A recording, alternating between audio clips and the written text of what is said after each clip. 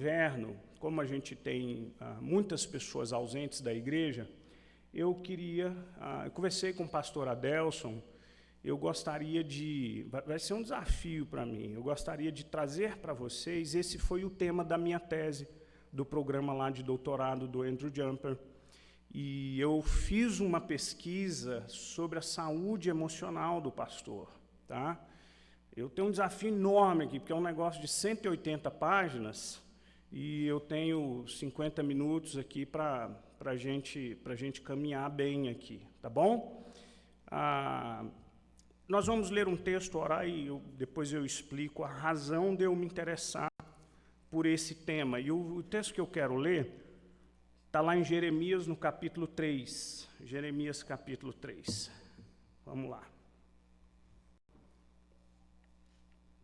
Jeremias, capítulo 3, versículo 15. Esse é um versículo bem conhecido nosso.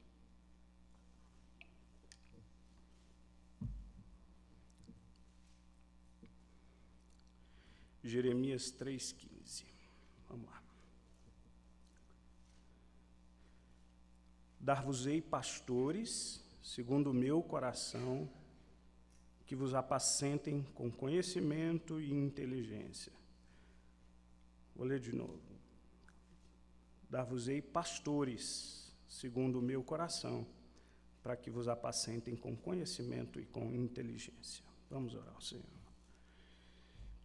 Pai querido, nós te agradecemos por essa manhã bendita, dia do Senhor em que nós nos reunimos aqui, e eu quero pedir a direção do Senhor para falar sobre esse tema, um tema importante, e eu sei que pesa, talvez, conceitos equivocados, mitos, coisas que simplesmente nós abraçamos com o tempo como verdade, mas que não estão de acordo com a Tua Palavra, que o Senhor nos dê essa graça de nós entendermos o que é sempre a direção do Senhor para nós, que o Senhor cuide de nós, pastores, e levanta sempre na Tua igreja homens de Deus, escolhidos e vocacionados pelo Senhor, para o belo exercício do ministério pastoral,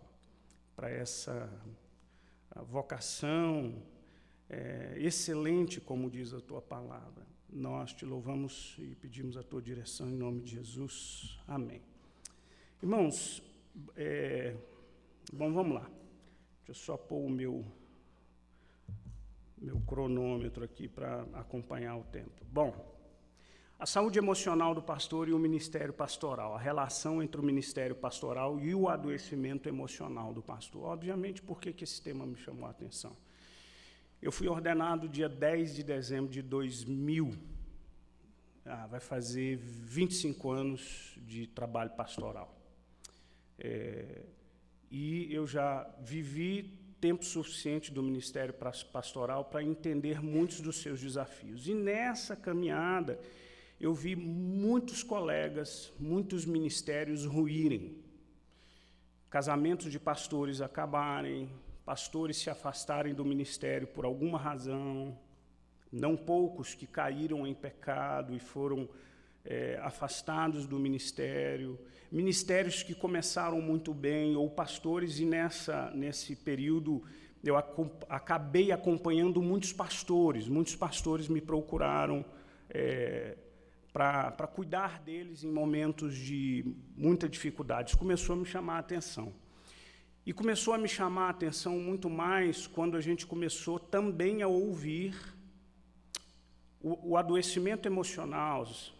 E aí eu estou chamando de adoecimento emocional, são os transtornos emocionais, a depressão, as crises de ansiedade, dentro desse, eu vou usar o nome técnico aqui, desse que a gente chama de transtorno de humor, tem todo esse guarda-chuva de problemas relacionados à depressão ou transtornos de ansiedade, como crises de pânico, transtorno de ansiedade generalizada, enfim, qualquer que seja o adoecimento emocional. E começamos a ter notícia, fora do Brasil e no Brasil, de pastores que suicidaram. Isso levantou uma luz de alerta para mim. O contato com esses irmãos e as notícias que chegam para nós. E a minha pergunta começou a ser, por que esses pastores estão adoecendo? Cada vez mais. Há uma relação entre o trabalho deles e o adoecimento? Eu fiz uma pesquisa que a gente chama de qualitativa, porque é uma amostragem pequena, mas eu peguei 10 pastores dentro da IPB, todos eles da Igreja Presbiteriana. Aliás, eu gostaria de ter a possibilidade de ver uma pesquisa muito mais extensa, tanto que represente a nossa Igreja Presbiteriana do Brasil, como outras denominações, porque outros pastores também lidam com adoecimento emocional, mas eu entrevistei 10 pastores acerca dos seus... E todos eles com algum diagnóstico, todos eles, a maioria tinha sido afastada do ministério, 5 meses, 6 meses, até 2 anos, e todos eles com algum diagnóstico. Burnout, que é a estafa, depressão, algum transtorno de ansiedade, ou muitos diagnósticos conjuntos. Tá? Uso ou não do medicamento, na sua maioria, uso de medicamento, e alguns deles relataram flertarem com o que a gente chama de ideação suicida. Assim, eu desejei morrer, não cheguei a planejar, mas eu pedi muito a Deus. Aliás, a gente tem colegas na Bíblia que fizeram isso, né? Senhor, me leva, me mata. Para mim é melhor morrer do que viver. Tá? Então, vamos lá. Eu preciso ser ágil aqui com esses slides aqui. Gente, eu preciso começar dizendo o seguinte, o ministério pastoral é um privilégio, tá bom? Eu não quero de jeito nenhum que você, daquilo que eu for falar, você imagine que eu estou tendo aqui uma postura vitimista ou de autocomiseração ou coisa que o valha. De jeito nenhum. Tá? O ministério pastoral é uma dádiva, é uma bênção. E todo pastor precisa entender o tamanho desse privilégio. Agora, é claro que a gente exerce esse ministério no mundo caído. A gente lida com os pecados da comunidade da fé e a gente lida com os nossos próprios pecados. É uma jornada árdua, obviamente. Tá? Então, a gente precisa entender que o ministério pastoral exerce um peso, obviamente, é um trabalho que demanda muito dos pastores. Tem uma frase aqui do Murray, o David Murray, há um livrinho delicioso dele, que é o Reset, eu acho é o título do livro, Vivendo no Ritmo da Graça numa Cultura Estressada. Ele fala que os dados a respeito dos pastores são especialmente preocupantes, altos índices de estresse e depressão. Tá? Infelizmente, nós somos o Brasil, a gente é muito ruim de dados oficiais, tá? De pesquisas assim, mas existe um grupo nos Estados Unidos, um ministério chamado Barna, Grupo Barna, ou Barna Group, e eles têm muitas pesquisas, é uma espécie de instituto Gallup do meio cristão. Tá? É uma instituição bem reconhecida e muito respeitada. Então, eles fizeram um estudo, e esse aqui é curioso, tá? Mostrou que, eu acho que esse estudo aqui, eu vou confirmar aqui, esse estudo aqui foi pós-pandemia, tá? 42% dos pastores pesquisados considerou seriamente deixar o ministério pastoral de tempo integral.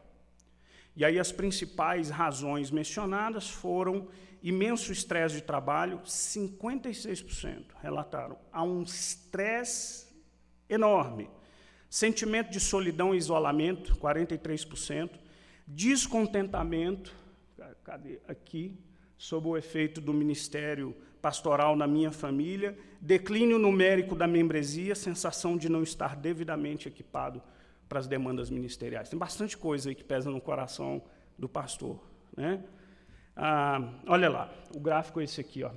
Fica pequenininho de ver, mas esses dados que eu mencionei aqui atrás são isso aqui, ó. Essa primeira linha aqui, ó, tá bom? são pastores que relatam, 56% deles vai relatando o extremo estresse do trabalho. A segunda ali, 43%, aí foi o que eu relatei aqui. Se sente isolados.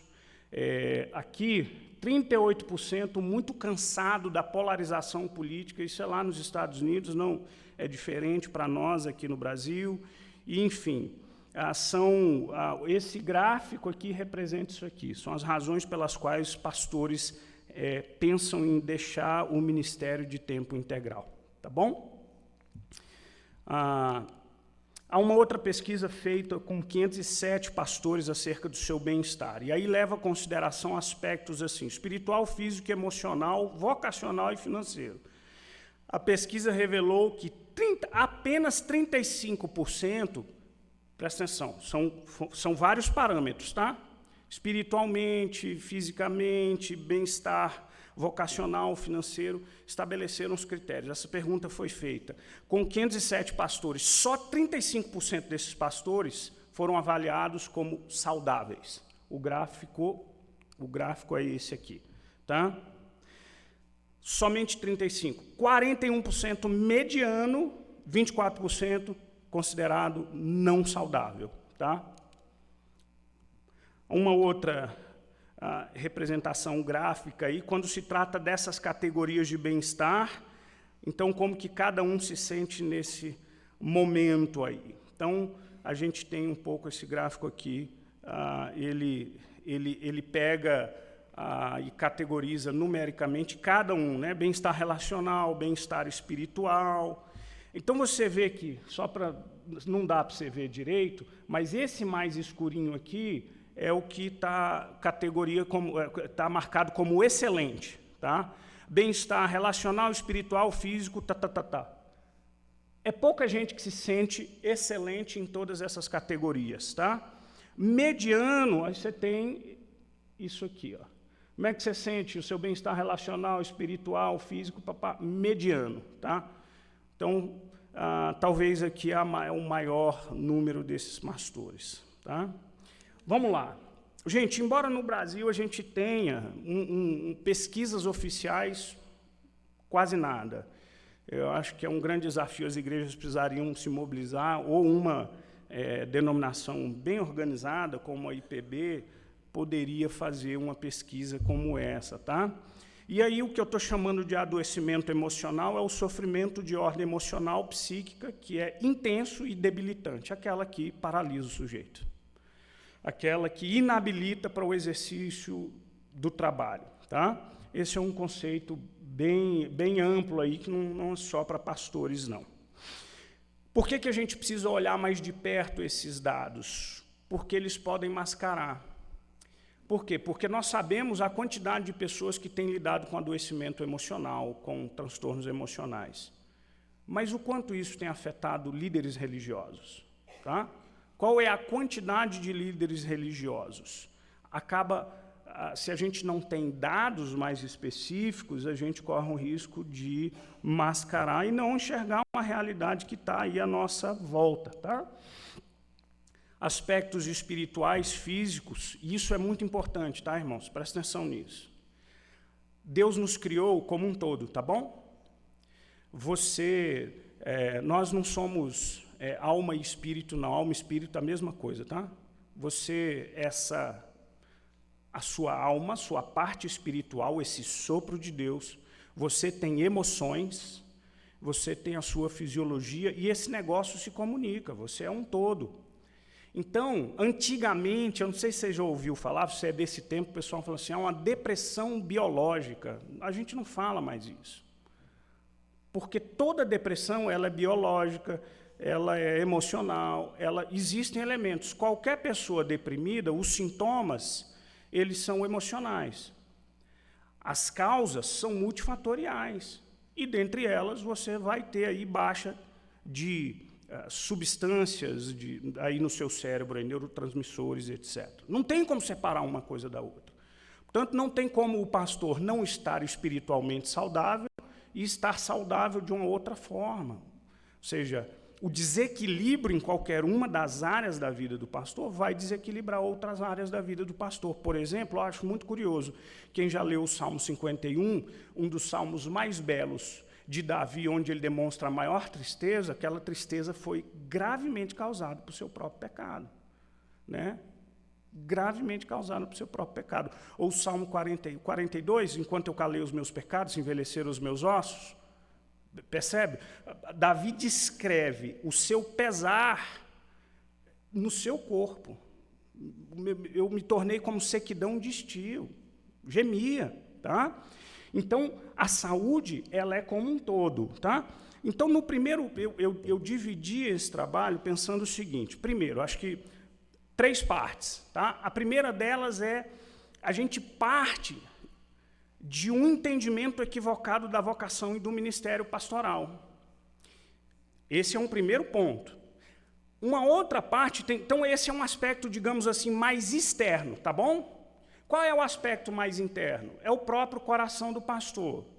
É como ele percebe o ministério pastoral. Mas a primeira coisa é essa compreensão acerca da vocação. Esse é um ponto de partida. Se o pastor não compreender biblicamente a sua vocação, ele vai exercer a sua vocação de um jeito errado. E você exercer a vocação de um jeito errado vai te levar para um lugar errado. Você vai adoecer. Deixa eu usar aqui uma metáfora do esporte. Aos corredores aí, eu sei pessoal maratonista aí na igreja. Se você tem, é curioso, né? Tem gente que tem pé chato, pé inclinado para dentro. Então, se você não pegar um tênis adequado para a sua corrida, ou se você corre de um jeito errado, com o tempo você vai lesionar. Por quê? Porque você está colocando ali um movimento, ou você está fazendo uma pisada errada. Vai ser, com o tempo, você vai apresentar alguma lesão. Eu acho essa alusão interessante para o exercício do ministério pastoral. Você está exercendo a sua vocação de um jeito que não é bíblico, você vai lesionar lá na frente, você vai ter um problema, tá? Então, vamos lá. A complexidade do trabalho do pastor, ela tem inúmeros desdobramentos na sua vida.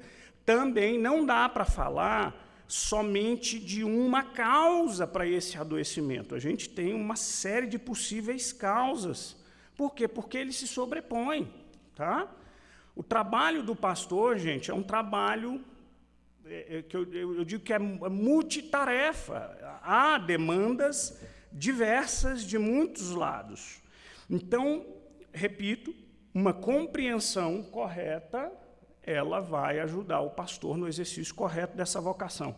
Deixa eu ler essa frase aqui do Eugene Peterson, no livro chamado O Pastor Descartável. Ele diz assim: todos têm uma descrição de função para o pastor. Todos sabem o que o pastor precisa fazer para ser um verdadeiro pastor. É ainda pior quando descobrimos que praticamente nenhuma das pessoas que escreveram as nossas descrições de função parecem já ter lido ou sequer ouvido falar do texto da Sagrada Escritura, que é quem orienta o nosso trabalho. Não é curioso isso aí? Cada crente da igreja tem uma ideia do que o pastor poderia. Se eu passasse aqui, faz uma descrição de trabalho do pastor. Cada um vai me apresentar uma exigência, tá? Não tenho dúvida. A minha pergunta é: todas as exigências que chegarão até nós são bíblicas? São funções do pastor? Essa é a pergunta que eu estou fazendo, tá? Onde é que eu encontro uma fonte fidedigna da descrição do trabalho do pastor? Na Bíblia, gente, tá? A vocação pastoral precisa ser biblicamente definida, embasada nas Escrituras. Por quê? Porque elas vão ditar as ações pastorais, tá bom? Deixa eu pedir alguém para ler, que é a minha pausa para beber uma aguinha aqui. Alguém lê essa citação do David Murray, desse livro aí, do Reset. Alguém lê para mim, por favor. Se eu não mudar, não vai ter jeito, não é? Aí, essa aí.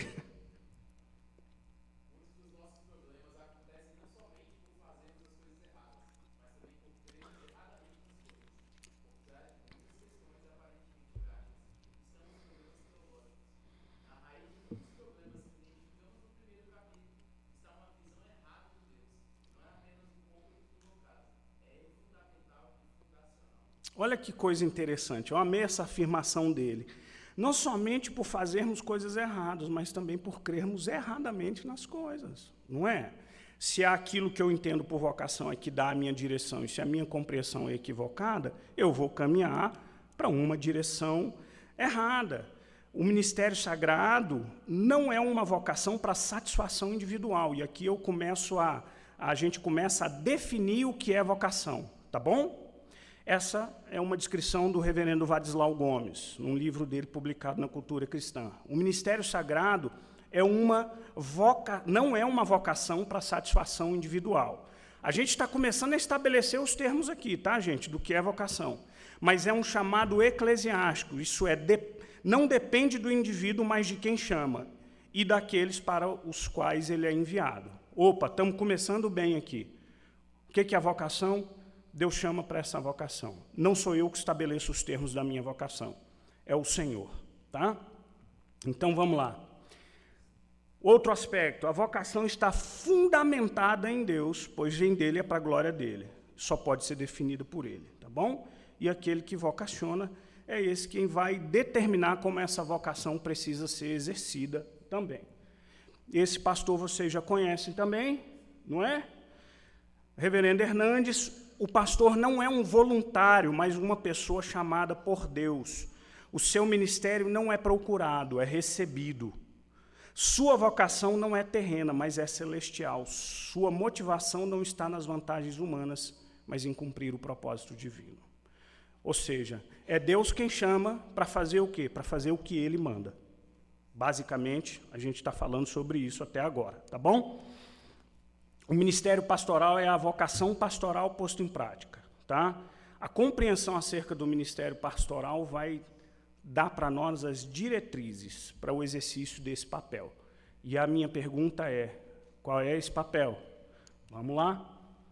O papel, a função do presbítero está profundamente ligada à figura dos anciãos lá no Antigo Testamento. Então, quando você pensa assim, qual é o papel de um pastor? A gente vai lá para o Antigo Testamento. No Antigo Testamento, a gente tem essa figura dos anciãos, essa turma que cuidava e liderava o povo de Deus. Essa mesma cultura é essa que é trazida para a definição do que é o presbiterato, tá? A gente vai falar um pouquinho sobre isso em diante. Os anciãos atuavam aí na vida do povo para orientar, para julgar causas e etc., para a disciplina do povo de Deus. Aqui tem a gente estudou esse livro com o conselho do Cornelius Van Damme, o presbítero. Ele diz assim, como Israel, a igreja manteve o uso do antigo ofício do ancião, que o presbiterato cristão está enraizado no ofício israelita e judaico, está além de qualquer dúvida. Então, eu não vou ler a citação toda, não, mas é só para te mostrar de onde eu tirei isso aí. Definição de um ministério pastoral. O pastor foi chamado para cuidar da igreja de Deus. Presta atenção, tá? Qual é a função de um pastor? A figura do pastor é usada, dessa analogia, do pastor de ovelha, lá do campo, tá bom? Qual é a função desse pastor, segundo a descrição bíblica? Ele precisa alimentar a ovelha com a sã doutrina, exortá-la, discipliná-la em amor, equipá-la para o serviço, fazê-la crescer e conduzi-la, como diz lá em Efésios, à perfeita varonilidade à medida da estatura da plenitude de todo o corpo. Tá? Eu diria, então, que, de forma resumida, a missão principal do pastor é o cuidado espiritual dessa ovelha, a proteção dessa ovelha, pelo alimento, pelo cuidado, pela disciplina, pela exortação, pelo ensino. Tá? Isso pode se dar de algumas formas, mas, de uma forma geral, assim, a Bíblia define esse papel. Agora, presta atenção, gente. Eu estou plenamente consciente de que nós, pastores, nós temos corações enganosos, nós somos pecadores também. Tá? A gente tem que estar sempre avaliando as motivações do nosso coração, para checar se as nossas motivações são bíblicas ou não. Tá? Para checar quais são as influências que pesam sobre o meu coração. Por quê? porque eu não estou aqui querendo colocar na conta da igreja o sofrimento do pastor. Não, estou dizendo, a gente pastoreia no mundo quebrado. A gente lida com ovelhas quebradas a partir de um pastor quebrado também. Ainda bem que o nosso supremo pastor é o Senhor Jesus. E a palavra dele é diretriz para as nossas vidas, tá? Mas é necessário sempre estar checando. E aí que eu quero citar para vocês alguns equívocos que os pastores têm na condução da sua vocação. Alguns equívocos muito comuns que acabam formatando a ideia do pastor, do exercício pastoral dele, tá? São influências da cultura que sobrepujam a Bíblia quando o pastor vai pensar na sua vocação. Por exemplo, quando o pastor define a vocação como um sucesso mercadológico. O que é essa mentalidade mercadológica, quando ela é um parâmetro definidor da vocação? A igreja é um consumidor da fé. Então, o negócio aqui, se o meu parâmetro do exercício, se o meu parâmetro de sucesso vocacional é esse sucesso mercadológico, o que interessa para mim é ter a igreja cheia. Os fins vão justificar os meios. Tá? Aí, meu amigo, a gente vai usar da criatividade para atrair o consumidor da fé. O pastor é uma espécie de gerente CEO da igreja. Tá? E ele vai conduzir a igreja dessa forma. Fala, Sérgio. Vai de tudo. A igreja é um negócio, né? Há muitos anos eu ouço aquela piadinha, que é um trocadilho com a revista da editora Abril, acho que é Pequenas Igrejas, Grandes Negócios, né? Eu ouvi falar. É um grande negócio, tá? Essa é uma mentalidade, gente, que ela direciona a perspectiva de vocação de muitos pastores. Vamos lá, encanto pelo poder. Aqui o Vadislau Gomes, ele fala que aquilo que amamos define o nosso reino, aquilo que cremos define o lugar do nosso ministério, e aquilo que esperamos define a nossa atuação. Paul Tripp fala de uma guerra de reinos do coração. Gente, presta atenção, eu quero dividir essa pergunta com você. O pastor está sujeito ao pecado da vaidade? Está. Está, não está? Esse lugar aqui é um lugar de visibilidade? É. Tem cobrança, mas tem elogio, não é? As pessoas te ouvem, né? Eu acho interessante quando eu estou numa rodinha de amigos, aí tem alguma pergunta difícil, o pessoal olha para mim e fala, mas eu tenho que ter tá achando que eu sou Augusto Nicodemos, ou sei lá o quê? Porque já se espera de você a resposta mais inteligente, mais profunda, mais teológica de todas, né? É claro que há, e o pastor precisa tomar um cuidado tremendo. Por quê? Porque essa vaidade pode sufocá-lo, tá? E quando ele é tomado por essa vaidade, a ovelha passa a ser sua propriedade. E isso é um problema enorme, né? O ministério pastoral, embora seja essencialmente um chamado ao serviço, coloca o pastor nessa situação de posição de autoridade. Tá? Então, ele precisa estar muito, muito atento com essa sedução do poder. Olha aqui um livro legal do Alistair Begg, do Derek Prime. Ele diz assim, o título-chave para os que estão no serviço cristão é o de servo.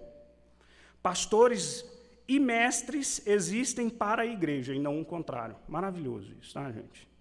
Nosso objetivo não é ser bem conhecido e respeitado. Nosso objetivo não é ter uma congregação maior que atrai admiração. Gente, o crescimento da igreja é bênção, tá? A gente celebra isso. Mas isso não é a minha meta de vida.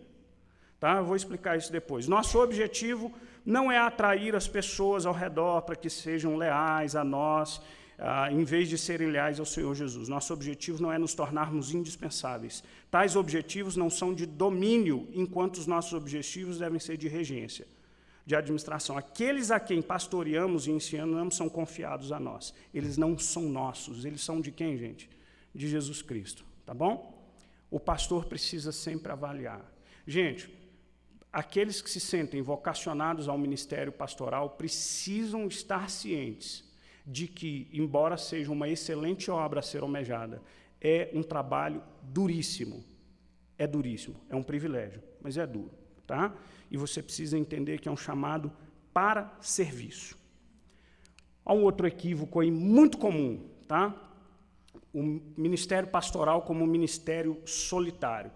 Gente, eu já ouvi, um monte de colegas já ouviram em aulas de seminário o pastor dizer: pastores são lobo solitário. Essa não é uma compreensão bíblica do trabalho pastoral. Nós temos que rejeitar esse pressuposto equivocado, tá? Alguns pastores já entram no ministério contando com essa solidão. Às vezes eles padecem por ela, às vezes eles mesmos buscam essa solidão para, de alguma forma, protegerem os seus corações, tá? Nenhum membro do corpo de Cristo foi chamado para viver a sua vida cristã solitariamente, tá bom? Ministério pastoral, ao descrever a igreja, como é que o apóstolo Paulo descreve a igreja? Como um corpo. E se uma parte do corpo sofre, todos sofrem com ele, tá bom?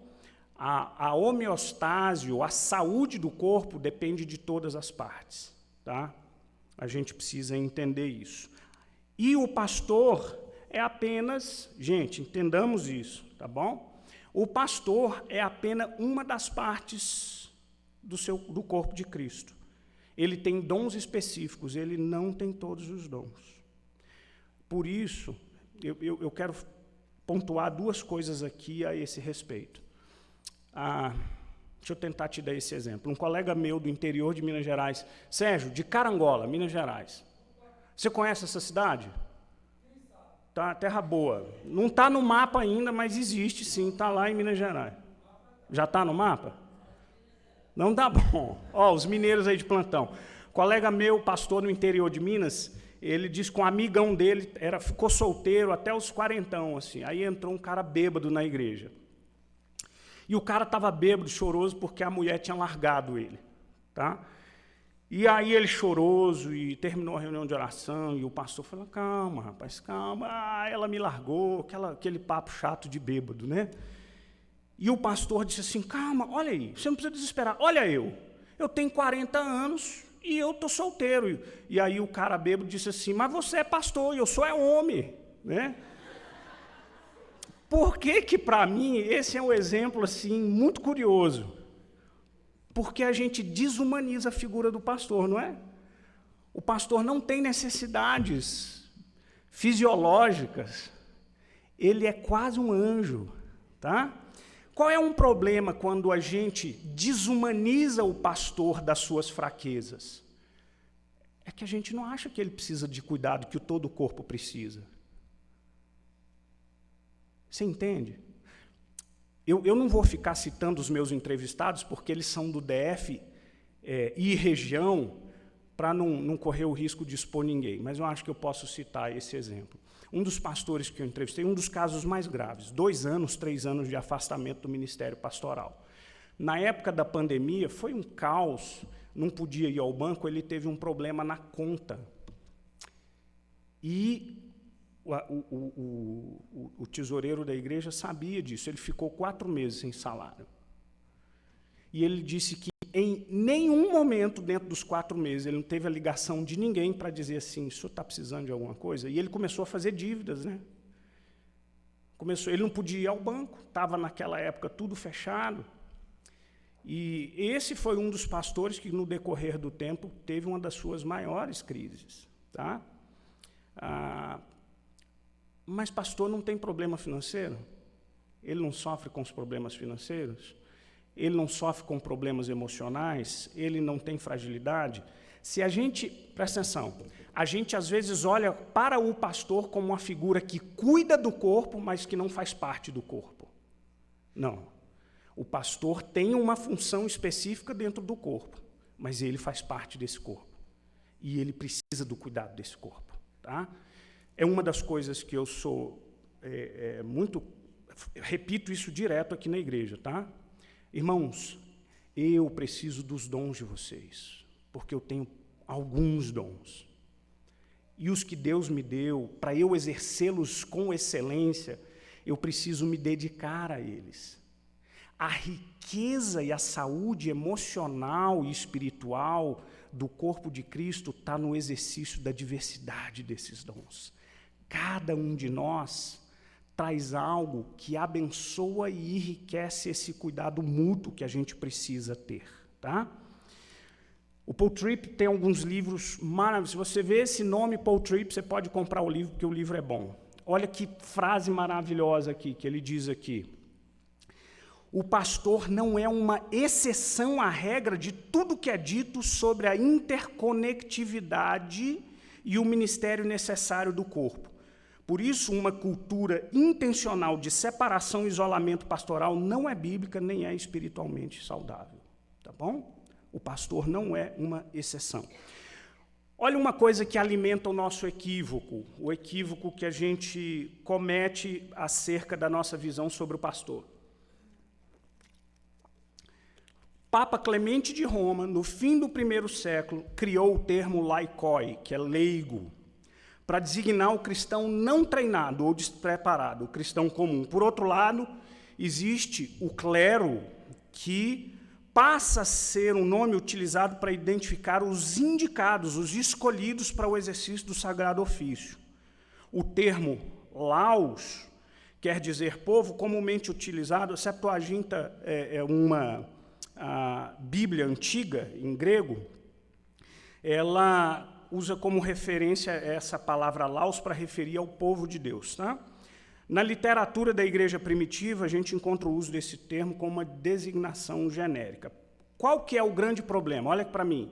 A gente criou duas categorias de crente. O clero, o pastor, o sacerdote, e quem não é o clero. O que é pago para ministrar, o que é ministrado. Essa não é uma descrição bíblica, tá? Tá bom? Muito embora a gente olha lá em Timóteo, os dobrados honorários, existem sim presbíteros, pastores que foram chamados para uma dedicação mais exclusiva e dependem daquilo que a igreja oferta e dá para ele como salário, tá? Mas isso não cria uma categoria de diferenciação como se fosse, presta atenção, o desenho de trabalho na igreja não é um desenho hierárquico, tá? A gente tem funções diferentes dentro do mesmo corpo, tá? Então, por exemplo, essa imagem aqui é a visão da igreja contemporânea. A gente tem aqui a igreja, o clero, os pastores e o povo, que são os leigos. Deixa eu te mostrar como é que a visão da igreja no Novo Testamento. Todo mundo faz parte do povo de Deus, inclusive esses que têm uma função específica de liderança dentro desse corpo, tá? É um equívoco. Esse equívoco leva a gente a olhar para o pastor como um sacerdote. Como é que na prática isso acontece? Tá bom? Na prática acontece que a oração do pastor parece valer mais do que a oração do crente comum, não é assim? Onde o pastor está, quem é que ora? É o pastor. Gente, eu entendo aquela coisa de respeito, mas no fundo do nosso coração parece que a resposta dele vai chegar mais rápida, né? Assim, esse cara está colado com o Senhor, vou pedir para ele pedir, etc, etc. Tá? Você lembra do que a reforma protestante fez? Sacerdócio universal de todos os santos. Quem é que tem acesso a Deus? Através de Jesus, todos nós. Todos nós. Só orar, irmão, na mediação de Cristo Jesus. Tá bom? O pastor não é, nesse sentido, essa figura especial, sacerdotal. Não é a oração dele que vale mais, tá? Por conta desse equívoco, então, se o presbítero ou seu irmão da sua igreja está preocupado com você e te liga, você está bem? Você está sumido? Você agradece, mas não foi o pastor que foi atrás. Não foi o pastor, né? Que tem que ser aquele consagrado lá. Gente, esse aqui eu vou falar bem rapidinho, quando nós falamos da cultura de isolamento, tá? Eu acho que...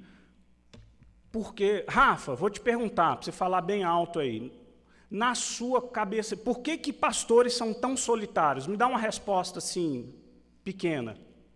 Te peguei, te apertei, né, cara?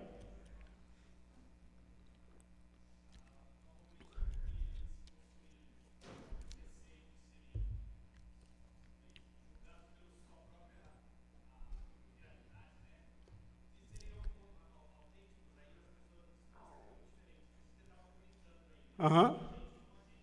Isso. Ok. É uma das razões. Então, por exemplo, pastores se isolam para se...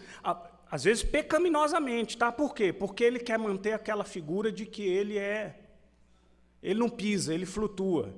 Gente, a gente tem que tomar um cuidado. Um dia, lá em Caldas Novas, o ano passado, Irene, tinha uma senhora que foi... Ela levou a sogra dela, ela participou em muitos dos nossos cultos. Ela disse assim, fui lá na igreja... Como é que é a igreja com o Hernandes? Está lá? Como é que chama? Fui lá na igreja de Pinheiros, terminou o culto, falei, vou lá falar com o reverendo Hernandes, eu vou lá falar com ninguém vai me parar aqui. E ela foi, o Hernandes é um homem crente, é acessível, e ela conseguiu chegar nele, e ela disse, reverendo Hernandes, eu quero que o senhor ore por mim, e o reverendo Hernandes orou por ela, e ela disse assim, pastor, o reverendo Hernandes, ele nem pisa no chão, ele flutua.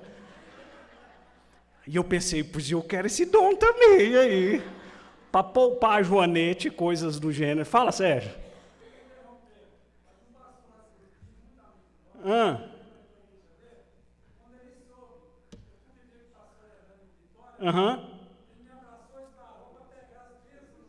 Ah, isso. É isso, gente. Isso é místico até, né? É. Então é um pouco dessa ideia. Aí muitos pastores querem preservar essa aura angelical. E aí o que eles fazem? Eles se afastam da igreja. O pessoal lá de casa sofre comigo. Por quê? Porque eu faço questão de trazer para o púlpito histórias cotidianas da gente, para que vocês saibam que a gente é gente. Entende? A gente passa medo. Com muita frequência eu falo dos meus próprios erros, porque eu não faço questão nenhuma de que você me olhe como uma figura sobre-humana. Porque se você me vir como um sobre-humano, eu não vou precisar do seu cuidado. Mas eu sou frágil, humano, gente. Fala aí, Paulinho.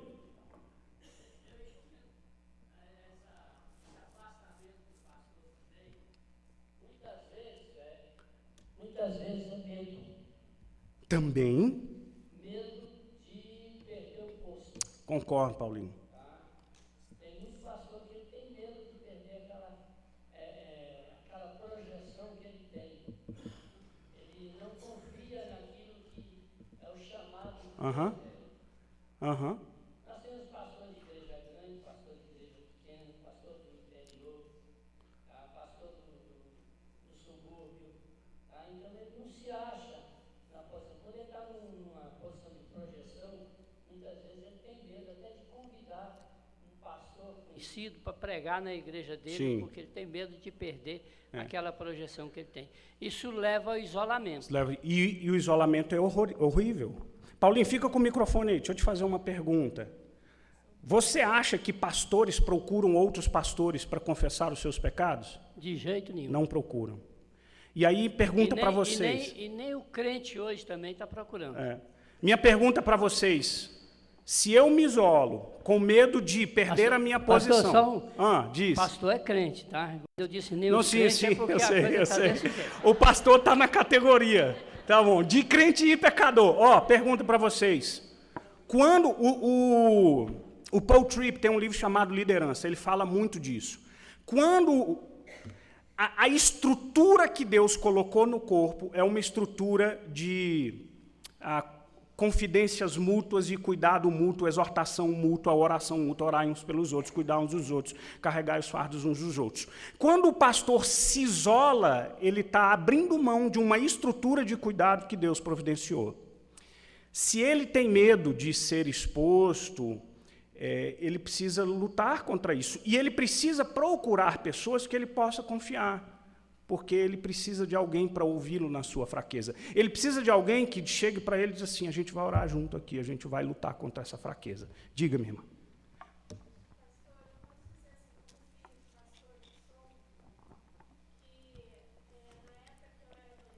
Ao microfone, espera um pouquinho, que é interessante o pessoal te ouvir. Irmãos, eu sou filha de pastor, tá? Meu pai é pastor jubilado do Presbitério do Mato Grosso do Sul e do Paraná também. E eu, como filha de pastor, que tive que crescer e aprender a tocar piano e tudo para poder tocar na igreja, eu percebi uma coisa na minha família, no meu pai, na questão da minha mãe também, que os filhos, né, no caso, eu e minha irmã, e nossa família mesmo, como filhos de pastor, a família do pastor, nós sempre tínhamos que estar perfeitos na igreja.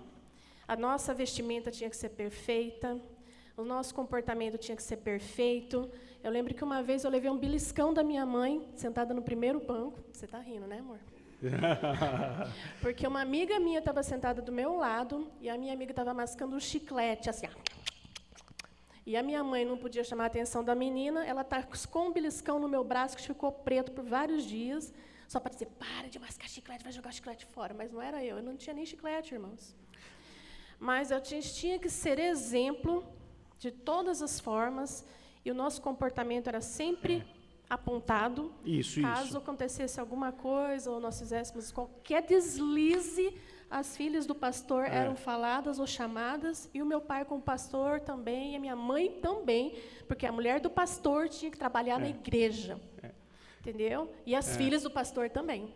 Então, excelente. Prometo que é o último pitaco, prometo. Tá? Só um minutinho, deixa eu só pontuar um negócio. Excelente, obrigado. Eu não lembrava que você era filho de pastor, não. Sobrevivente. Louvado seja Deus. Presta atenção. Eu preciso dizer que essa cultura mudou bastante, muito embora isso que você passou é uma certa desumanização, tá? Porque por que o filho do pastor não pode ser como as outras crianças? Ele é igual. Quando a gente impede ele de ser criança, ou o Rafa que já me contou essa história, vamos fazer uma gincana bíblica, o filho do pastor não pode. A gente desumaniza essa coisa. O Rafa, acho que foi você que deu uma resposta que eu achei maravilhosa. Falou assim, o menino tem culpa do pai fazer o papel ensinar a Bíblia em casa e você não ensina? Né? Então, preste atenção, a gente não pode desumanizar. E eu preciso fazer meu elogio aqui às igrejas de uma forma geral. É claro que, antes de ser pai, eu morria de medo. Assim. Por quê? Porque eu vi muito filho de pastor fora da igreja, odiando a igreja. Isso demandaria de mim uma postura diferente. Por que eu me recuso a ser o cara que faça todas as coisas? Porque eu tenho que cuidar da minha família. O dia que o meu casamento acabar, a igreja diz assim, tchau, a gente quer um cara bem casado. Eu tenho que ser pastor da minha esposa, pastor das minhas filhas, eu tenho que dar um testemunho no meu lar e que eu não tenha vergonha de subir nesse púlpito e pregar, porque elas ficam sentadas bem aqui, E o que eu falar precisa ser autoridade verdadeira e coerente para o coração delas, porque se eu não conseguir pregar para elas, eu não dou conta de pregar para mais ninguém. Então, a gente não pode desumanizar isso, tá? Mas eu louvo a Deus porque, gente, a gente é muito abençoado, tá? Nós não sentimos esse peso com relação às nossas filhas. Vocês são maravilhosos com relação a isso, tá? As meninas são muito benquistas, muito bem tratadas, nunca foram tratadas de forma diferente. Eu sempre dizia, tem que exortar? Exorta porque é menino pecador, pode exortar, tá? Mas se você acrescentar porque você é filho de pastor, já estragou a exortação. O pecador tem que ser exortado porque é pecador. Fala, Sérgio. Prometo que é o último pitaco, diga aí. Porque o assunto está muito abrangente, é com relação à vocação pastoral. Eu acho que a igreja, especialmente o conselho, tem uma responsabilidade muito grande, porque a gente vê que pessoas não têm vocação. Antes da sua chegada, já aconteceu vários casos, e eu, pessoalmente, procurei o conselho, não de forma oficial, porque eu não queria arranjar confusão, polêmica, e via, essa pessoa vai dar ruim, como aconteceu com vários. Então, a pessoa não tem vocação, ele tem um interesse pastoral por outros motivos, né? Então, a sua explanação está sendo ótima, e eu vejo em você uma pessoa muito humilde. Muito obrigado, irmão. Presta atenção. Ministério ativista. Vamos lá. Adriano. Oi. Quem? Eu aqui. Fala aí. Eu queria ainda falar sobre a questão da desumanização dos pastores. Ok. Eu vou apontar o dedo para os pastores, mas não no sentido de a culpa é sua, mas no sentido de trazer responsabilidade e talvez equalizar as questões.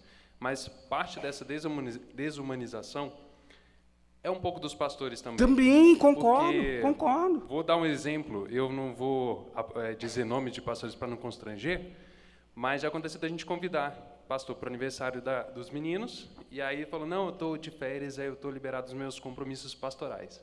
Na verdade, a gente não estava chamando ele como pastor, como amigo.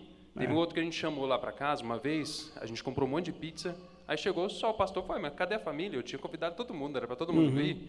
Aí não veio a família. Porque às vezes a gente convida o pastor para alguma coisa, ou para fazer alguma coisa, e ele entende que é um compromisso pastoral, e às vezes não é simplesmente uma forma querendo se aproximar, querendo se tornar amigo. Tanto que eu tenho dificuldade de chamar o pastor de pastor. Porque quando a gente está com alguma autoridade, ou quando a gente utiliza o título da autoridade, a gente acaba criando uma barreira, eu sinto isso, criando uma barreira com a pessoa. Então, quando eu vou conversar com você de forma amigável, que nem eu falei agora, se eu falar senhor, se eu falar pastor, eu já estou colocando uma barreira na frente, e aí essa desumanização passa a ser concreta. Então, quando eu vou tratar como pastor, é muito mais fácil, muito mais próximo tratar como você, diretamente pelo nome, e assim, para poder tentar conseguir uma proximidade. Mas se a gente conseguir balancear dos dois lados, do lado da igreja, e os pastores também entenderem que nem sempre a gente está tratando eles como pastores, mas como pessoas amigas, fica mais fácil da gente trazer a humanização do pastor. Isso. É uma cultura de reciprocidade, tá? O pastor também, às vezes, para ele, interessa esse status. Porque aí ninguém mexe comigo, né? Porque eu sou...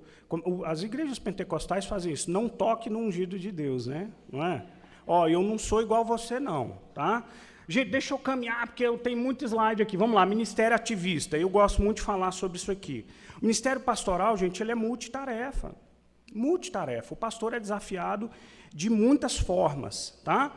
E esse é um livraço do Tim Challies. Opa, eu não passei ali, eu passei aqui para mim. O excesso de ocupações é um problema e pode ser enganoso. Embora tenha sido um problema, uma tentação em todas as épocas, eu me pergunto se não sofremos mais com isso em nossos dias do que no passado. Afinal, com frequência, a sociedade nos julga e nos classifica com base no quanto estamos ocupados. Embora reclamemos sobre o quanto estamos ocupados, também há algo que acreditamos que nos valida. Às vezes, o próprio pastor se vale dessa postura. Eu sou um cara muito ocupado, porque isso dá para mim um certo status, tá? Super ocupado não significa que você é um cristão fiel e frutífero. Ter muitas ocupações pode fazer de você sentir bem consigo mesmo e também criar a ilusão de que você está realizando muitas tarefas. Eu segui aqui que a citação é grande. É desse livro. O Tim Challies fala do tipo de produtividade que temos descrito aqui, não tem a ver somente com o que você faz, mas também com quem você é. Você precisa ser determinado tipo de pessoa antes de ter a capacidade de viver esse tipo de vida. Que tipo de pessoa você precisa ser? Você precisa ser um cristão, uma pessoa que creu em Jesus e recebeu o perdão dos seus pecados, uma pessoa que desistiu de viver para si mesmo e começou a viver para a glória de Deus. Tá?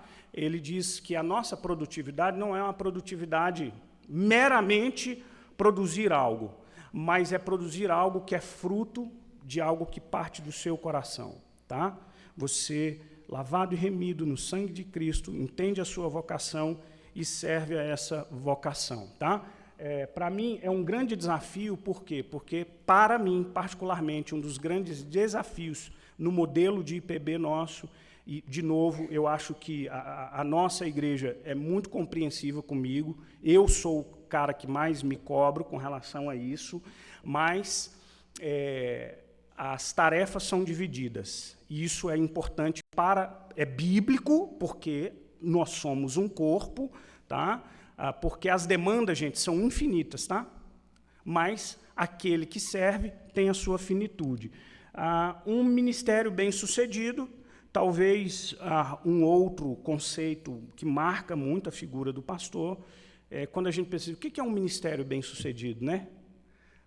Acho que vem um monte de coisa na cabeça da gente. A gente pensa num pastor que está pregando para multidões, e aquele que é pastor numa igrejinha pequenininha.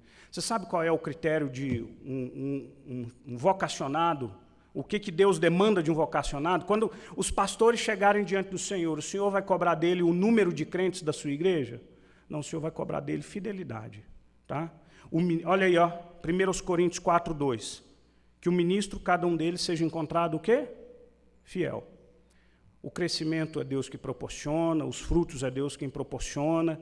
O pastor será cobrado pela fidelidade no exercício da sua vocação. Ele precisa ser crente, precisa ser fiel ao Senhor. Esse é o parâmetro, tá? Deixa eu acelerar aqui, gente, que o tempo está correndo. Ministério profissional, o que eu chamo de a profissionalização da vocação. Gente, está cheio de pastor assim, tá? Quando o pastor pede o seu senso de vocação, eu falo que ele se torna um profissional da palavra.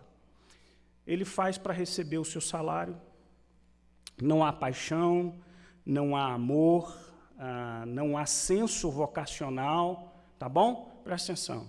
Se não for por um senso de vocação, você não vai ter a mínima paciência, a mínima tolerância, a mínima humildade, você vai se tornar rapidamente um dominador do rebanho. Presta atenção, o ministério pastoral, embora seja o meu trabalho, tá? Mas é uma vocação. O John Piper tem um livro muito legal que chama Irmãos, não somos profissionais, não no sentido de que a gente faz as coisas mal feitas, não é isso. Tá? É no sentido de que eu não posso estabelecer um critério meramente de pagamento e exercício de função, porque não vai valer para mim, tá? Não vai valer para nós. Tem que ser motivado pela a vocação, tá? Oi. A grande maioria dos pastores, não estou dizendo que todos, eles vão pelo lado financeiro. Eu já ouvi de pastor dizer o seguinte: se não pagar o que eu quero, não vou para a sua igreja. Então, infelizmente, a grande maioria ela vai atrás de uma posição financeira. E aí a gente vê como a igreja fica adoecida com esse tipo de pastor. De novo, tá, Ana, vejo os dois lados, né? Jesus falou que há mercenários, né? E esse é um grande problema, não pode ser isso, tá? Aliás, eu acho que um pastor que procura o ministério pastoral por causa das finanças, ele está fazendo a pior escolha possível.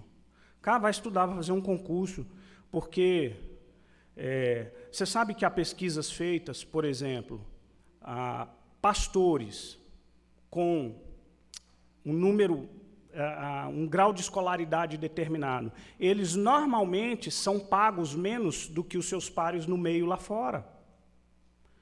Por quê? Porque não é o dinheiro. Terminei esse curso, eu quero um bônus, tá? Eu acho que, de novo, essa cultura pastoral, eu vejo os dois lados. Já chego aí, tá, Bi? Já chego aí. Essa cultura pastoral, ela não pode desumanizar o pastor. E o pastor, quando faz isso, ele está pecando. É um problema, tá? A questão financeira não é uma condicional e a cultura da igreja também não pode ser, por outro lado, que eu percebo. Leve mais por menos. Eu já ouvi colega dizer de presbítero, de tesoureiro, Marcelo, o tesoureiro sempre está na jogada, né? De dizer assim, pastor, com relação a salário de pastor aqui, quanto menos, melhor. É uma perspectiva bíblica, quando, por exemplo, Paulo escreve a Timóteo, que aquele que é excelente expositor e tal, receba dobrados honorários, etc. Você entende? Então, acho que tem muita igreja que pode, mas dizer assim, quanto a gente puder pagar o quanto menos, melhor. Né? Essa é uma cultura perversa. E tanto quanto é perverso um pastor que chega na igreja meramente por uma questão financeira. Tá? Então, essa cultura tem que ser corrigida por uma cultura sempre bíblica. Fala, Bi! Eu tenho esse livro aí, tá? Que você citou. Qual? Não Somos Profissionais. Ah, muito legal. Tá, do John Piper. Eu já fiz algumas leituras pinçadas dele, tá bom?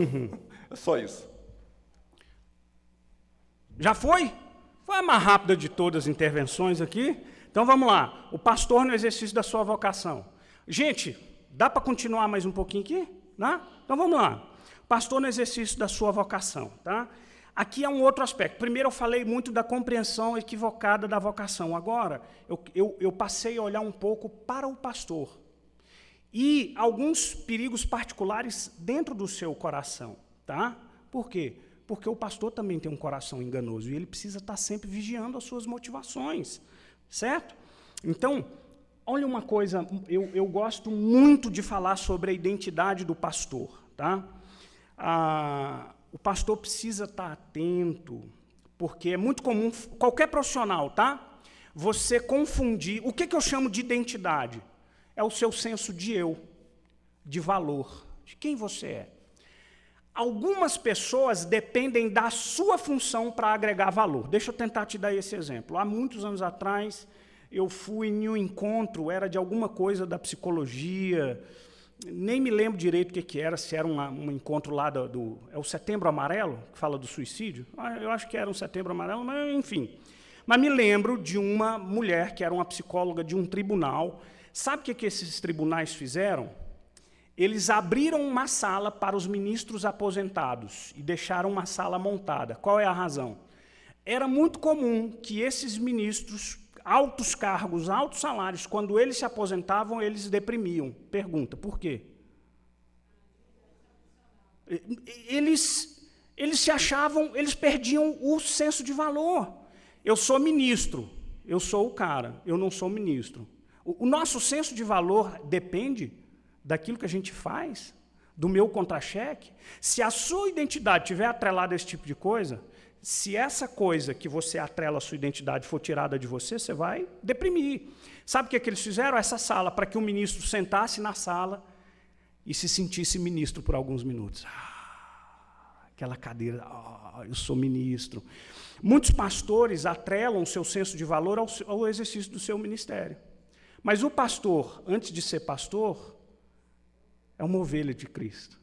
É um homem lavado e remido pelo sangue de Jesus. Se a minha identidade está no ministério, o ministério vai bem, minha autoestima está lá em cima. Mas chega num domingo de férias, a igreja já está vazia e eu já estou achando que eu não estou muito legal, assim, entendeu? Puxa, estou em pecado, talvez, sei lá, não tenho tanto valor. O pastor precisa tomar muito cuidado da forma como ele olha e trata a sua própria identidade, tá? Eu já falei sobre isso aqui, deixa eu acelerar mais um. Quando a identidade, ou seja, aquilo que a gente é, aquilo que mais profundamente nos define como pessoa, precisa estar atrelada à imagem de Deus que nós somos, tá?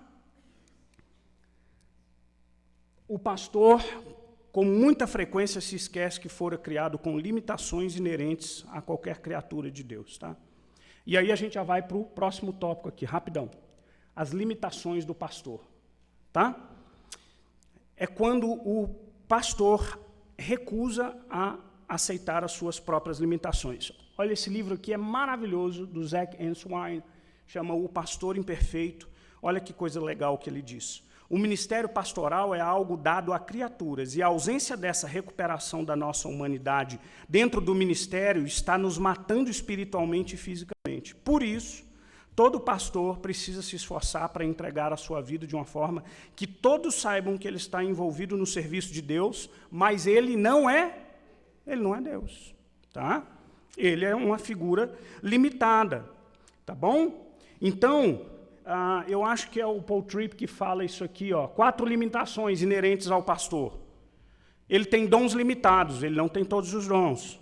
Ele tem tempo limitado, ele tem energia limitada, ele tem uma maturidade limitada, tá? Ou seja, porque nós temos dons limitados, a gente precisa do exercício dos outros dons no corpo de Cristo. Negar as nossas próprias limitações vai aumentar o nosso fardo e o peso vai ficar insuportável. Estamos quase terminando.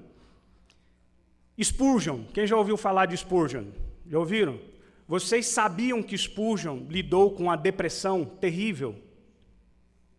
Terrível. Naquela época chamava de melancolia. A gente não tinha nem um diagnóstico parecido ou mais preciso como é hoje, mas Spurgeon lidava com momentos de profunda tristeza, o que a gente chama de noite escura da alma.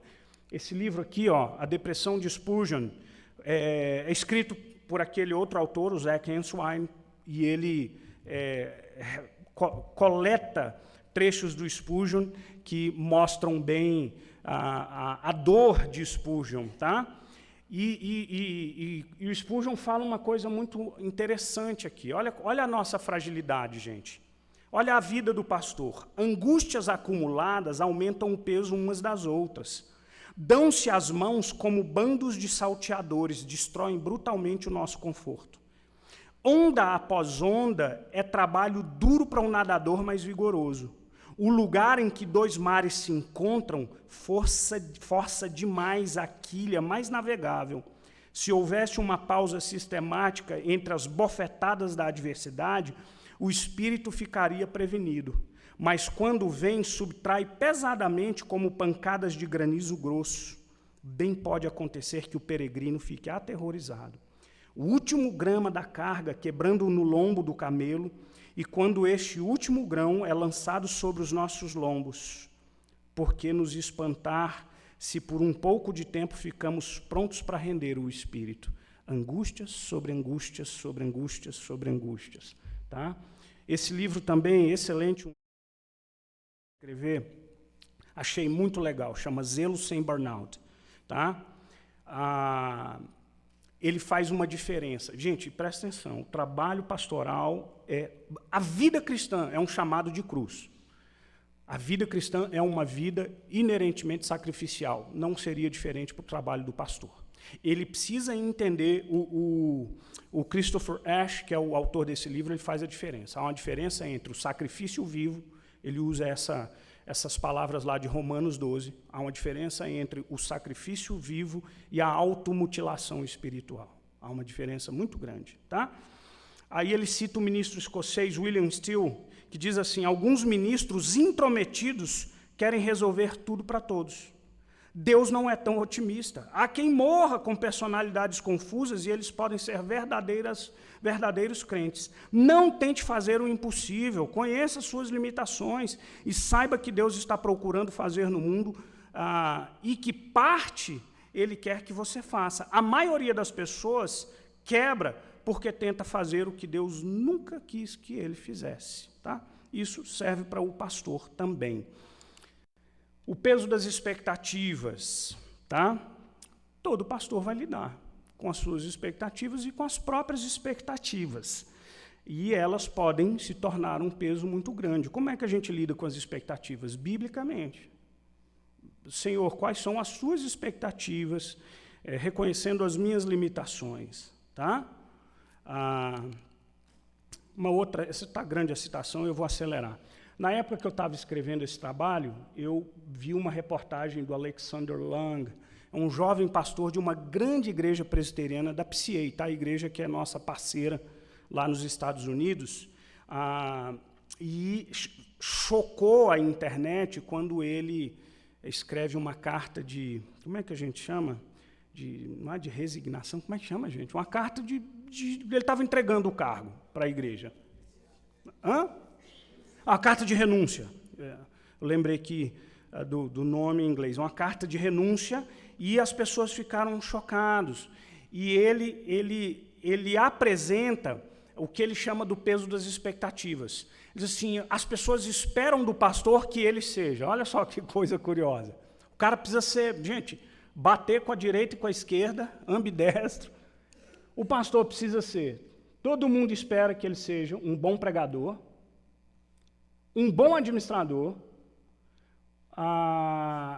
competente para elevar a arrecadação da igreja, bom conselheiro, diretor de recursos humanos, sendo responsável pelo bom relacionamento e desempenho daqueles que trabalham para a igreja, mestre de cerimônia, velório, batismo, aniversário e, por fim, um pilar de virtude moral. O Alexander Young escreve um texto longo na internet, explicando o porquê dele deixar o ministério pastoral, e ele enumera algumas do peso dessas expectativas, que ele diz que não suportou e acabou abandonando o ministério. E a gente vai concluir aqui, tá bom? A gente vai concluir. Eu trago algumas instruções práticas, as quais eu tento colocar em prática na minha vida, instruções práticas para o pastor. Tá? O pastor não tem como, de novo, ministério, quem não está disposto a servir e a sofrer pelo nome de Cristo, não entre nessa jornada. Quem tem posto a mão no arado, lembra que diz o texto? Não olha para trás, vai para frente. As lutas são muitas, tá? Agora, muitos sofrimentos do pastor, eu repito, são causados pela concepção equivocada da vocação, pelo seu próprio coração enganoso, pelas escolhas erradas que ele faz. Gente, presta atenção. Eu estou dizendo que nós, pastores, também somos muito responsáveis pela medida do sofrimento que nós. Por quê? Porque a gente faz escolhas erradas, pecaminosas, e a gente acaba sofrendo por isso. Tá? De novo, o pecado está não só no sofrimento que o outro traz para o pastor, mas o sofrimento que ele mesmo aflige sobre si. Então, muitos pastores, eles precisam entender, e a minha primeira dica, a gente precisa definir as responsabilidades e as suas prioridades. Olha que coisa curiosa, gente. Eu gostei demais dessa citação do Wayne Cordeiro. Esse livro foi uma indicação do Augusto Nicodemos numa época que ele veio na internet a público dizer que ele estava passando por um processo de burnout, de estafa, e ele indica esse livro do Wayne Cordeiro, e o Wayne Cordeiro diz uma coisa muito legal. O pastor precisa entender a diferença entre preocupação e responsabilidade. E aí, como é que ele explica isso? Gente, muitas coisas nos preocupam, não é verdade? Muitas coisas trazem preocupação. A minha pergunta é, todas elas são minhas responsabilidades? Entende? Muitas coisas na igreja nos preocupam, tá? Mas sobre qual? Imagina que eu vou chegar diante de Deus e tem muitos pastores que estão tentando exercer funções, mas estão negligenciando aquilo que é função precípua de um pastor. Fala, você andou tão preocupado aí com a administração da igreja, eu sei lá, o que a gente pode pensar? Mas e o cuidado das almas? E o tempo de devoção, de oração, de preparação para as pregações, de aconselhamento, de cuidado com ovelhas, sei lá, tá? Muitas coisas nos preocupam, mas nem todas elas são nossas responsabilidades. Esse gráfico aqui é do livro do Paul Tripp, chama Instrumentos nas Mãos do Redentor. Fala basicamente sobre aquilo que é a sua preocupação, mas não é a sua responsabilidade. Nesse círculo aqui, está escrito assim, esse círculo interno representa as coisas que Deus me chamou para fazer, que eu não posso passar para mais ninguém. A única resposta adequada é obedeça fielmente. Tá? Mas aqui em cima, ele diz assim, esse círculo externo representa as coisas que me preocupam, mas estão além da minha competência, porque não são minha responsabilidade. Nessas coisas eu preciso delegar, descansar no Senhor e etc. Tá? Deus não vai me cobrar de todas as coisas, mas Ele vai me cobrar sobre as minhas responsabilidades pastorais. Tá? Mais uma vez, esse livro, aceite as suas limitações. Então, primeiro a gente falou sobre defina as responsabilidades, estabeleça prioridades. Deixa eu dar um exemplo que vocês daqui da igreja convivem com isso, tá? E eu acho que é muito legítimo eu dizer isso aqui. Quando eu fui convidado para vir aqui na igreja, eu conversei muito claramente com o conselho, e uma das coisas, eu entendo o que são prioridades no papel pastoral, tá bom? E eu sei que tem algumas funções que são exclusivas minhas aqui, tá? Meu irmão, se eu não me preparar para pregar a palavra aqui para vocês, para você sair daqui alimentado, Deus não vai cobrar de você, Deus vai cobrar de mim. Eu tenho que organizar bem o meu tempo, separar tempo para isso, dedicar a oração e etc. Tá? Outras funções na Bíblia são funções não exclusivas do pastor, mas elas recaem sobre todo o corpo de Cristo. Lembra quando lá, textos como Romanos 12, fala da gente orar uns pelos outros, ou Efésios, carregar o fardo, suportar uns aos outros em amor e etc. Então, tá bom, deixa eu dar um exemplo muito prático. Visitações. Eu amo fazer visita, mas eu não dou conta de visitar cada pessoa da igreja. Não, é impossível. Gente, é simples, são 450, 460 pessoas da igreja. Eu precisei criar um critério para mim. Qual é o critério? As demandas. O sujeito está enfermo, o sujeito está numa situação, ou, pastor, você vai lá? Vou. Mas eu não dou conta de pegar, sabe por quê? Porque é impossível. Eu não consigo ter uma relação próxima, individual, com cada membro da igreja. Nenhum de vocês vai conseguir isso. Mas eu entendo que a função da visitação é uma função que é dada a todos nós aqui como corpo de Cristo. Nada te impede de visitar um irmão que está em necessidade e ir lá orar por ele. E, percebe? Algumas funções são partilhadas entre nós, outras não, tá bom? Aquelas que são exclusivas minhas, essa eu tenho que fazer e fazer muito bem feito. O Hernandes diz isso. Ele diz assim, vai chegar domingo, ninguém vai me perguntar se eu... Ninguém quer saber quantas coisas eu fiz, quantos velórios, quantos hospitais eu fui, quantas visitas eu fiz. Quando você senta aqui domingo à noite, você senta na santa expectativa de que saia daqui de cima um sermão que vai edificar a sua vida. É ou não é? Você senta aí sedento, falando aí no seu coração, Deus, fala comigo. E eu tô olhando, e eu fico olhando para vocês morrendo de medo, porque é uma responsabilidade muito grande. Tá? E isso Deus vai cobrar de mim. Tá? É isso que eu estou querendo diferenciar, tá bom, irmãos? Aquelas funções que são divididas e aquelas que são exclusivas do pastor. Fala, Mandinha.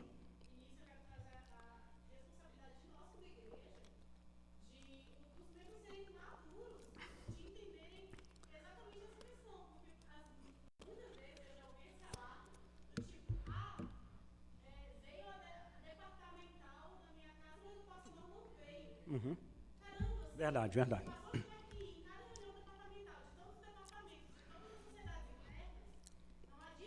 Não dá.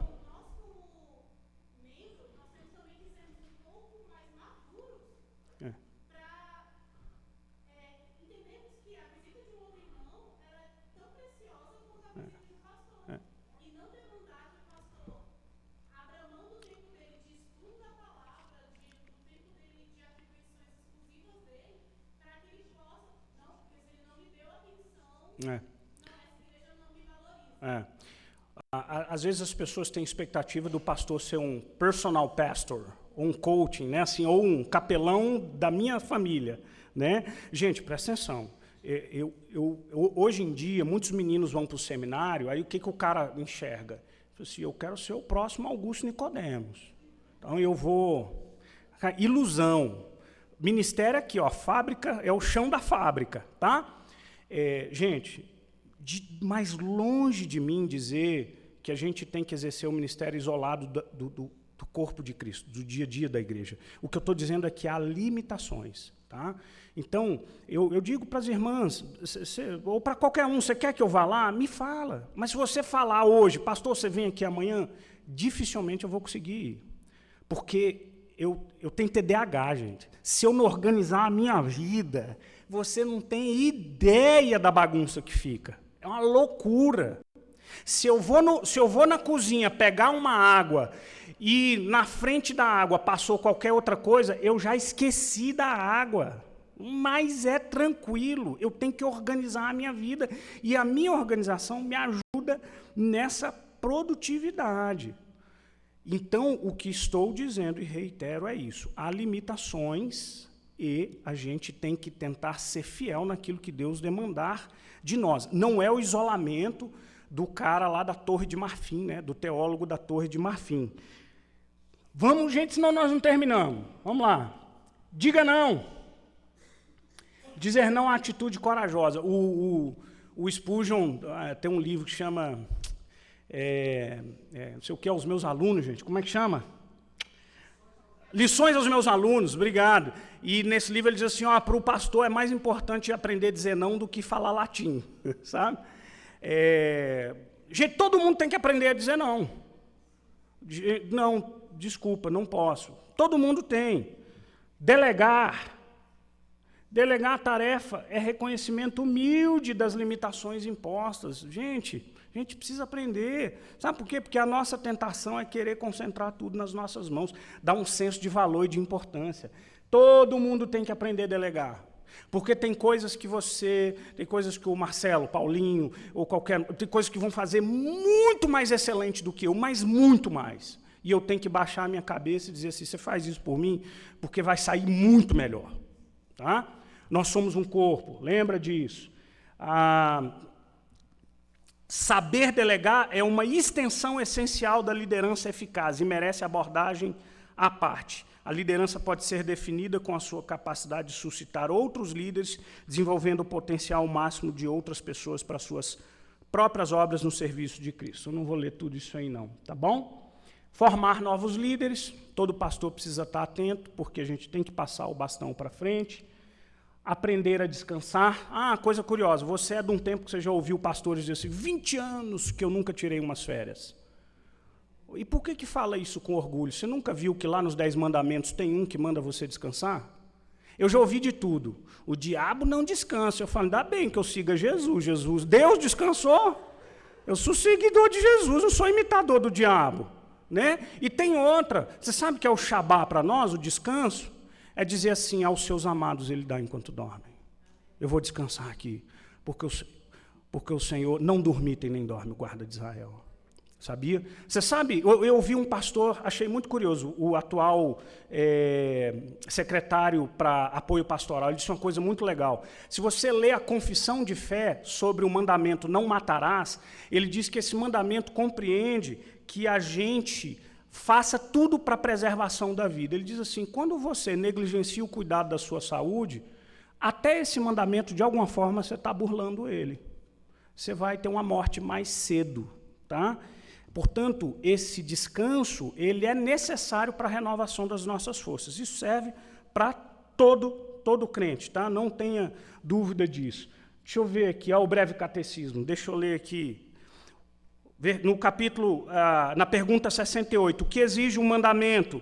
Afirma-se que exige que todos os esforços lícitos para preservar a própria vida e dos nossos semelhantes. E, em contrapartida, a pergunta 69, que proíbe o 6º mandamento, respondeu tirar a nossa própria vida ou do nosso próximo, injustamente de tudo aquilo para que isso concorre. Ou seja, a falta de pausas pontuais e descanso regular também é contrária à preservação da vida, é a atitude nociva. Tá? A gente está burlando aquilo que é mandamento do Senhor. E por que o Senhor manda você descansar? Porque Ele sabe muito bem das suas limitações. Rejeite a solidão pastoral, a gente sabe disso, o pastor precisa. Nunca me esqueci, quem está aqui na igreja há mais tempo, teve aqui alguns anos atrás o Guy Richardson, que era o diretor de uma das unidades do seminário, do RTS, que é o Seminário Reformado, parceiro da Igreja Presbiteriana, lá nos Estados Unidos.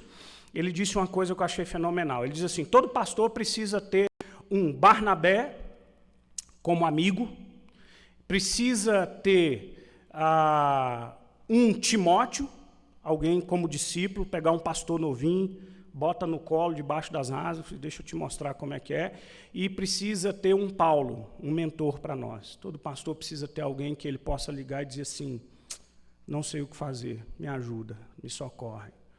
Todo pastor precisa rejeitar essa solidão, precisa criar uma cultura moldada pelo Evangelho no conselho da igreja, para que a gente não tenha medo de expor as nossas fragilidades e dizer assim, presbíteros, me socorram, irmãos, eu não estou bem.